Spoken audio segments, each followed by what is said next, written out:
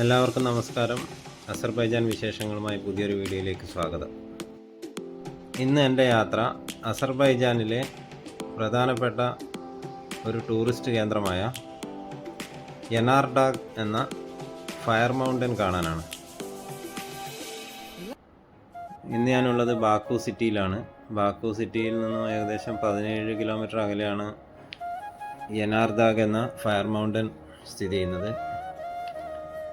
അസർബൈജാനിലെ ഒരു പ്രധാന ടൂറിസ്റ്റ് കേന്ദ്രമാണ്. ഒരുപാട് പേര് വരുന്ന ഒരു സ്ഥലം കൂടിയാണ് ഈ ബേണിംഗ് മൗണ്ടൻ, ഫയർ മൗണ്ടൻ എന്നറിയപ്പെടുന്നു യനാർഡാഗ് ഉള്ളത്.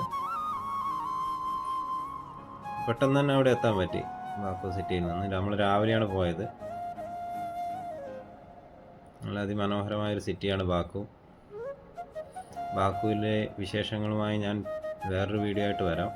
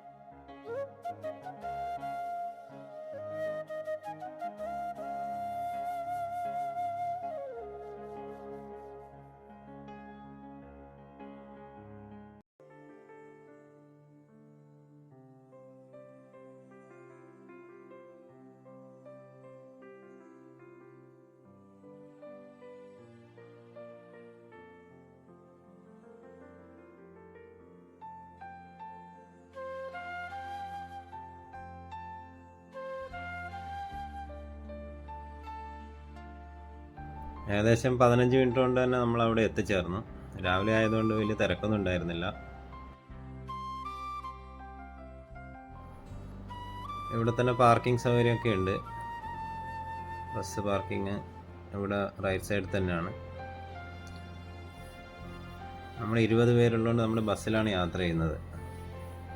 നമ്മുടെ ഗൈഡ് ഉസാലയാണ് കൂടെ തന്നെ ഉള്ളത്.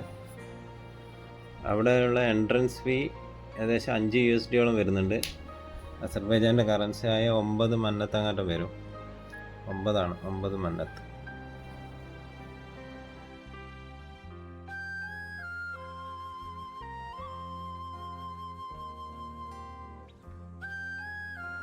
അസർബൈജാൻ അറിയപ്പെടുന്നത് ലാൻഡ് ഓഫ് ഫയർ എന്നാണ്. ഒരുപാട് ഇതേപോലത്തെ കാഴ്ചകൾ അവിടെയുണ്ട്.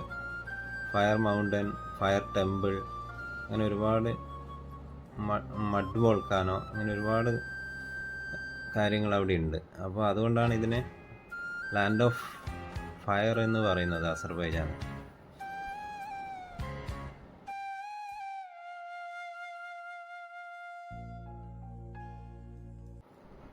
ഇവിടെ എൻട്രൻസ് ഫീ ഞാൻ പറഞ്ഞല്ലോ $5 വരും, അതായത് 9 മന്നത്ത്. പക്ഷെ ഇവിടെയും ഫയർ ടെമ്പിളും കൂടി നമ്മൾ വിസിറ്റ് ചെയ്യുകയാണെങ്കിൽ 15 മന്നത്തിന് നമുക്ക് ടിക്കറ്റ് കിട്ടും. അങ്ങനെയാണ് നമ്മൾ ചെയ്തത്. ഇന്ന് തന്നെ നമ്മൾ ഫയർ ടെമ്പിളും കൂടി കാണാൻ പോകുന്നുണ്ട് ഇത് കഴിഞ്ഞിട്ട്. അതും ബാക്കു സിറ്റിയിൽ തന്നെയാണ്. ഇവിടെ ഈ ഫയർ മൗണ്ടനെ കുറിച്ചുള്ള ഹിസ്റ്ററിയൊക്കെ ഇവിടെ വെച്ചിട്ടുണ്ട്. ടിക്കറ്റൊക്കെ എടുത്തു നമ്മുടെ ഗൈഡ് ഉസാല. ഓരോരോ ആളായിട്ട് കയറുകയാണ്. അവിടെ സ്കാൻ ചെയ്യണം ടിക്കറ്റ്. നമ്മൾ ആദ്യം പ്രതീക്ഷിച്ചത് അങ്ങ് എവിടെയോ ആണെന്ന് വിചാരിച്ചത്, ഈ ഫയർ മൗണ്ടൻ അങ്ങ് ദൂരെ എവിടെയാണെന്ന് വിചാരിച്ചത്. പക്ഷേ നമ്മൾ ജസ്റ്റ് ഒന്ന് കയറുമ്പം തന്നെ നമുക്കത് കാണാൻ പറ്റി. ഞാൻ ഒന്ന് അത്ഭുതപ്പെട്ടു. ജസ്റ്റ് ഇവിടെ തന്നെയാണ് ഈ സാധനം, അതങ്ങ് കാണാം. ആ ഒരു മൗണ്ടൻ്റെ ഒരു അടിഭാഗത്ത് ഇങ്ങനെ കത്തിക്കൊണ്ടിരിക്കുന്നു. ഇതാണ് ഫയർ മൗണ്ടൻ.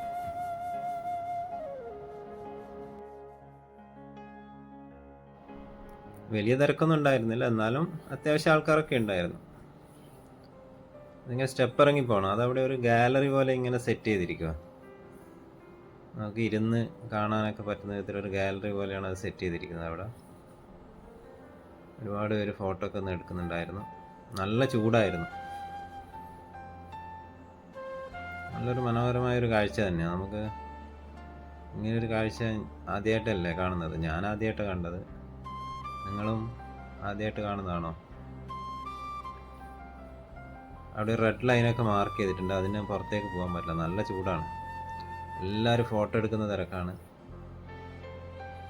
ഇത് ഏകദേശം 5000-ഓളം വർഷത്തോളമായി ഇങ്ങനെ കത്തിക്കൊണ്ടിരിക്കുന്നതാണ് പറയുന്നത്. ഹിസ്റ്ററി അങ്ങനെയാണ് അതിൻ്റെ.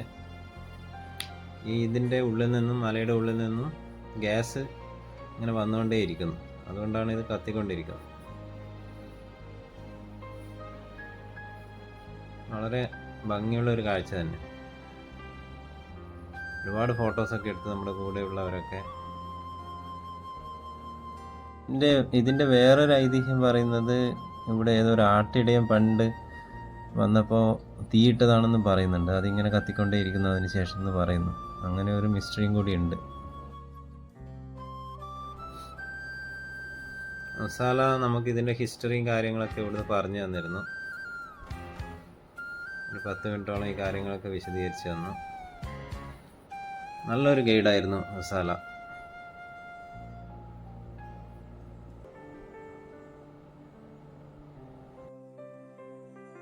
നമ്മൾ ബാക്കു സിറ്റി വഴിയൊക്കെ ഇങ്ങനെ യാത്ര ചെയ്യുമ്പം ഒരുപാട് സ്ഥലത്ത് നമുക്ക് കാണാൻ പറ്റും ഈ റിഗുകൾ, പെട്രോൾ ഓയിൽ എടുക്കുന്ന, ക്രൂഡ് എടുക്കുന്ന റിഗുകൾ ഒരുപാട് കാണാൻ പറ്റും. അവിടെ ഒരുപാട് സ്ഥലങ്ങളുണ്ട്. നമുക്കൊന്നും വിദേശങ്ങൾ, മിഡിൽ ഈസ്റ്റിലൊക്കെ നമുക്ക് ദൂരെയൊക്കെ ആയിരിക്കും ഉണ്ടാവുക, മരുഭൂമിയിലൊക്കെ അല്ലേ ഉണ്ടാവുക. ഇത് ഞാൻ ആദ്യമായിട്ട് ഇങ്ങനെ റോഡ് സൈഡിൽ ഇങ്ങനെ കാണുന്നത്. ഒരുപാട് സ്ഥലത്തുണ്ട്. അതൊരു നല്ലൊരു കാഴ്ചയായിരുന്നു. അപ്പം ഇവിടെ ഈ ഗ്യാസൊക്കെ ഒരുപാട് ഉള്ളതുകൊണ്ടായിരിക്കാം ഇങ്ങനെ ഈ മലയിൽ നിന്നൊക്കെ ഇങ്ങനെ ഗ്യാസ് വരുന്നുണ്ടാവുക. ഒരു സ്മെല്ലുണ്ട് അവിടെ, നല്ലൊരു സ്മെല്ല്. അതായത് ഗ്യാസിൻ്റെ നമുക്ക് ലീക്കലായുള്ള ഒരു സ്മെല്ലില്ല, ആ സ്മെല്ല് ഇങ്ങനെ ആ ഭാഗത്ത് മുഴുവനായിട്ടുണ്ട്.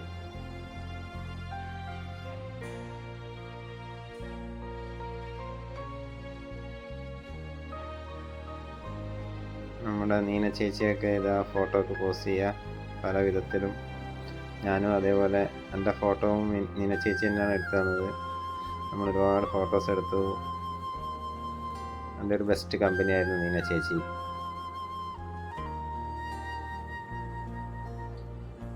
ഭയങ്കര ചൂടായിരുന്നു അവിടെ, നമുക്ക് അധിക സമയം നിൽക്കാൻ പറ്റൂല. നമ്മൾ അതിൻ്റെ മുകൾ ഭാഗത്തേക്ക് അങ്ങ് പോയി. ഇതാ ഞാൻ പറഞ്ഞ സ്റ്റെപ്പ്. ഇങ്ങനെ ഒരു ഗാലറി പോലെയാണ് അവർ സെറ്റ് ചെയ്തിരിക്കുന്നത്.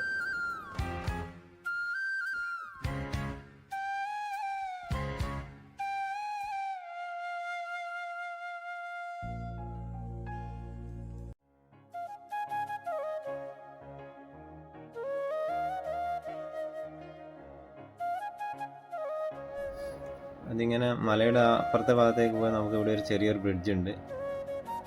അത് ക്രോസ് ചെയ്ത് നമുക്ക് ഇങ്ങനെ പോവാം. ഇതിന് മുകളിൽ നിന്ന് നമുക്ക് കാണാൻ പറ്റും, നല്ല വ്യൂ ആണ്.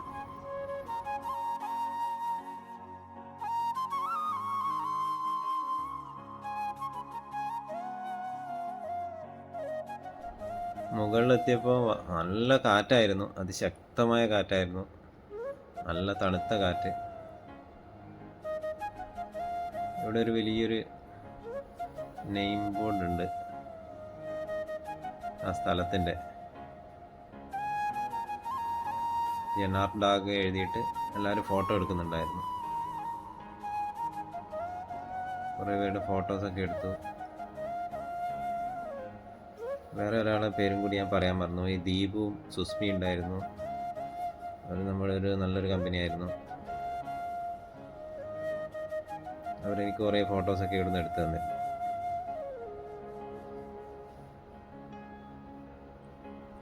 പിന്നെ മുകളിൽ കയറാം. മുകളിൽ കയറി കഴിഞ്ഞാൽ നല്ലൊരു വ്യൂ പോയിൻ്റാണ്.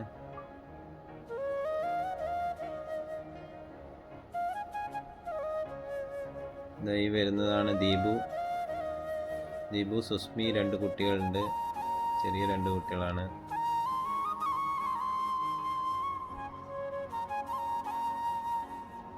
അങ്ങനെ നമ്മൾ മുകളിലേക്ക് അങ്ങ് കയറിപ്പോയി.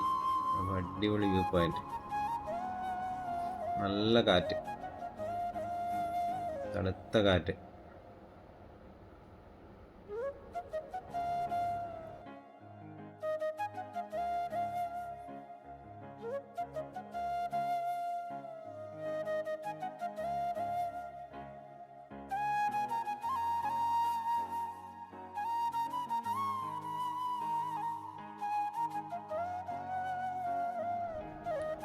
നല്ലൊരു വ്യൂ പോയിന്റ്, ഒരുപാട് ഭാഗം ഇങ്ങനെ കാണാം താഴോട്ട്.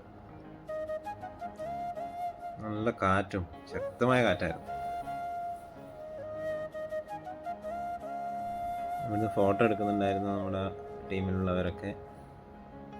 അങ്ങനെ ഇടയ്ക്ക് നീന ചേച്ചിക്ക് ഒരു ആഗ്രഹം, ഒരു റീൽസ് എടുത്താലോ എന്ന്. അങ്ങനെ കുറച്ച് റീൽസൊക്കെ എടുത്തു. എന്താണ്, നീന ചേച്ചി, സുസ്മി, അനു, 3 പേര് നമ്മുടെ ഗ്രൂപ്പിലെ സ്റ്റാറുകൾ.